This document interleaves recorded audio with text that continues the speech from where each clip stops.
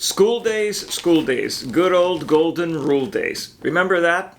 When we used to go to school, when our kids used to go to school? Today we're going to talk about how to go back to school safely, how to do camps safely. Stay around, we're going to tell you more.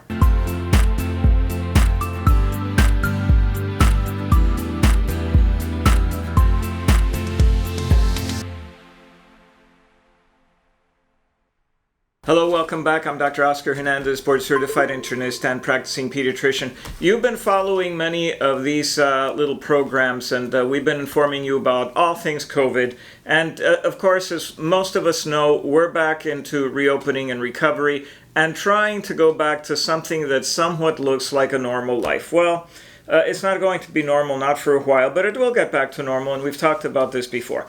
Today, I want to talk about what our schools, what our camps, what our kindergartens, what our daycares might look like as we return to being quote-unquote normal. We were never normal, but more like the normal that we used to know. So what's going to happen with schools and camps and so on as they reopen? Well, we have some ideas about what things are looking like in Europe. About 17 countries out of the 20-something that are in the European Union have opened up some sort of schooling, whether it's kindergarten or the high schools. Different countries have chosen to open up different segments of their educational system at different times. For example, Germany has started to open up for older students. In some of the other countries, it's been open only to kindergarten and so on. But a bunch of countries are opening up, and they include places like Denmark and Norway.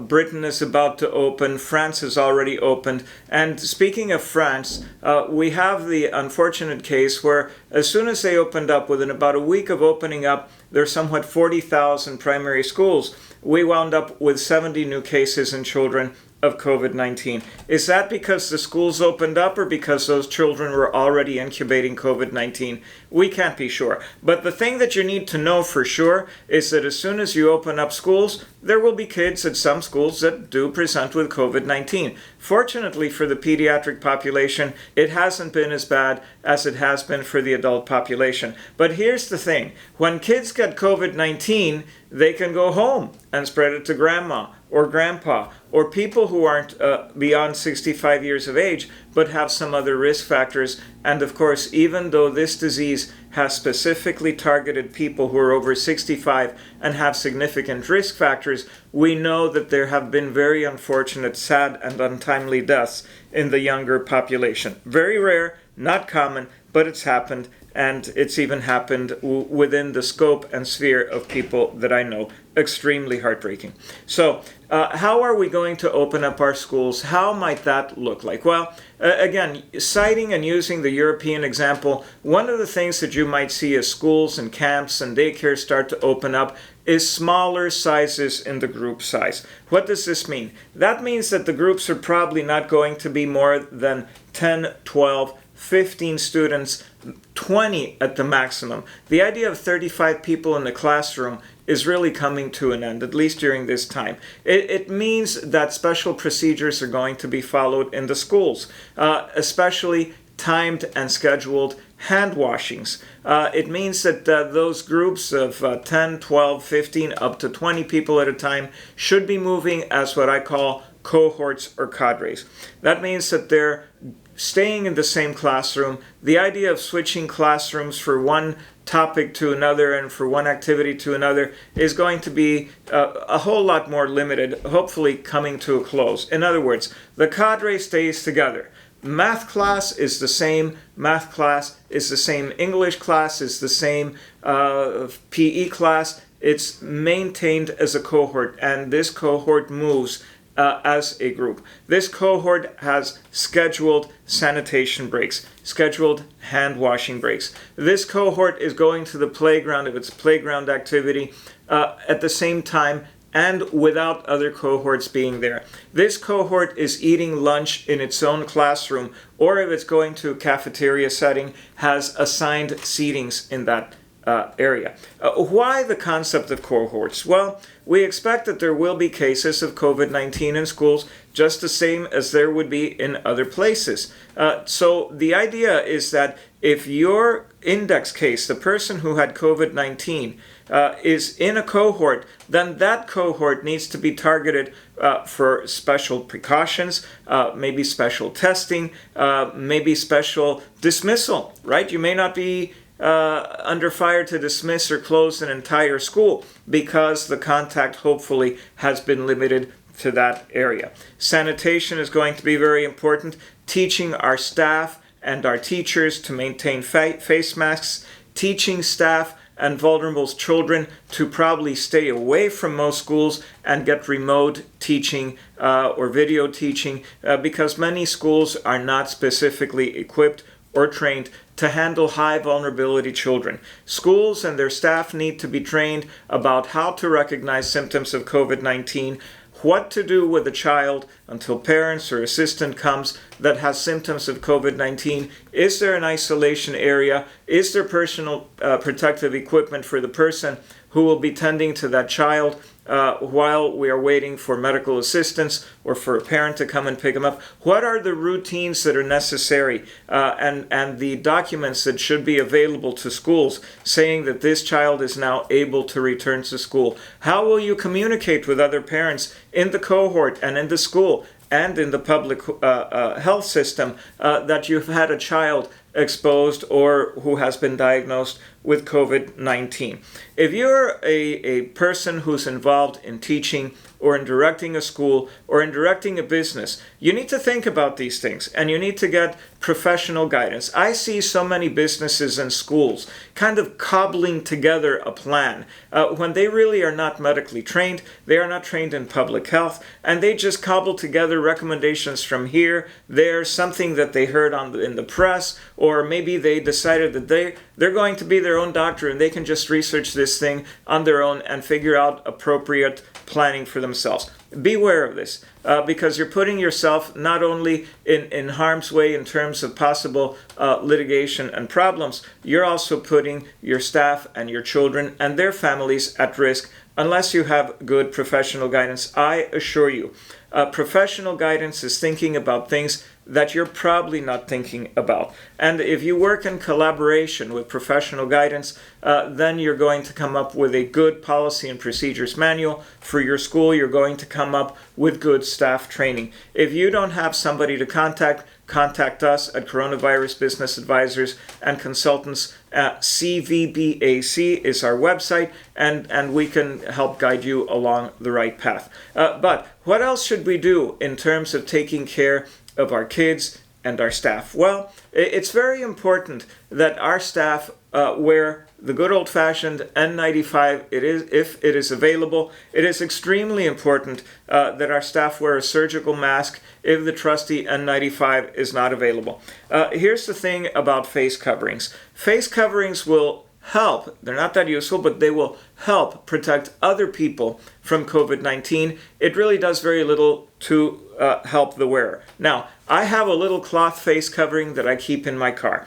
I keep it in my car for two reasons. It's got a little print full of little cupcakes, and I love cupcakes, and so I love wearing cupcakes on my face. I do it for artistic reasons. By the way, it has nothing to do with COVID-19. I wear it for another reason. It happens to be the key that lets me get into businesses and other places, because where I'm at now, there's a regulation that you can't pretty much go anywhere without a face covering. So I use it as my calling card. It's my key to get into the businesses and supermarkets and home improvement stores and places that I need to go to. What does this have to do with COVID-19 prevention? I'm sorry, in my mind it has nothing to do with COVID-19 prevention, and I know that these devices are ubiquitous, and everybody will swear that this is going to be the key that helps us avoid COVID-19 infections. I believe that mentality is wrong, and I know that there are very highly trained and capable people who will disagree with my opinion, but that's my opinion, and I know why I have it, and I can produce data and documents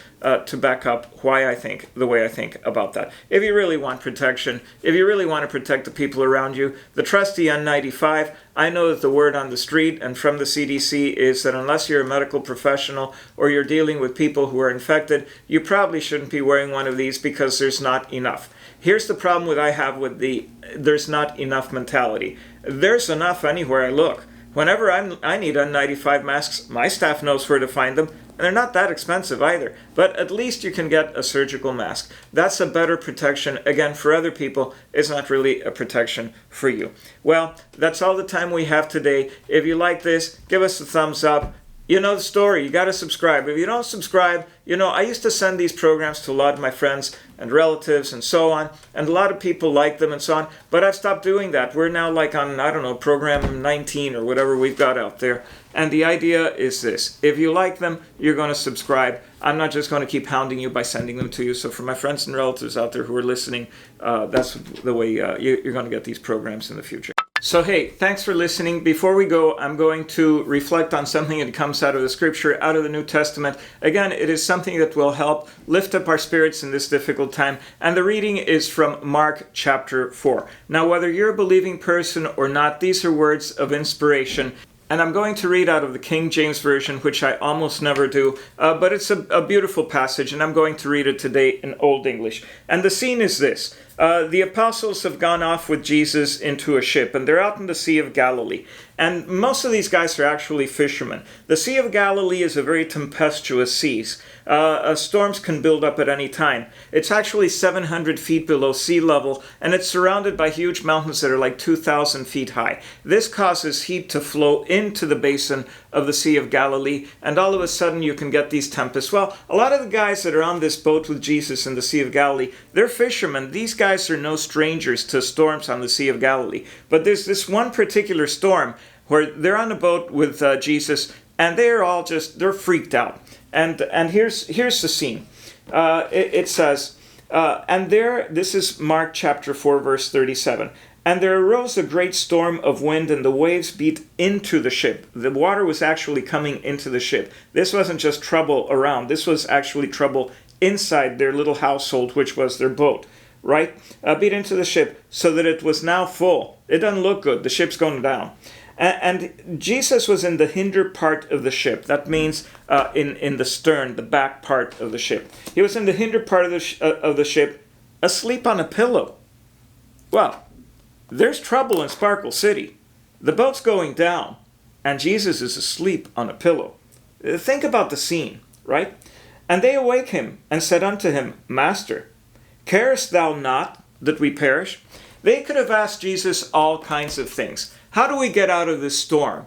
Do you think you can help us bail out some water? That's not what they asked. They asked, don't you care? There's a lot of pain out there. There's a lot of death out there. There's a lot of grief out there. And some of us are asking if God cares. God does care. And by the way, Jesus takes care of the problem. Read the passage for yourself.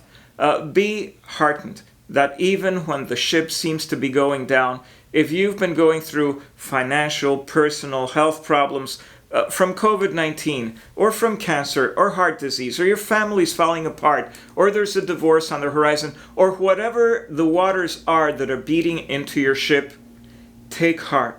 There is a God who cares. The apostles had this very question. Do you care?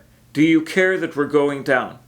God cares. And this entire book has to do with God caring.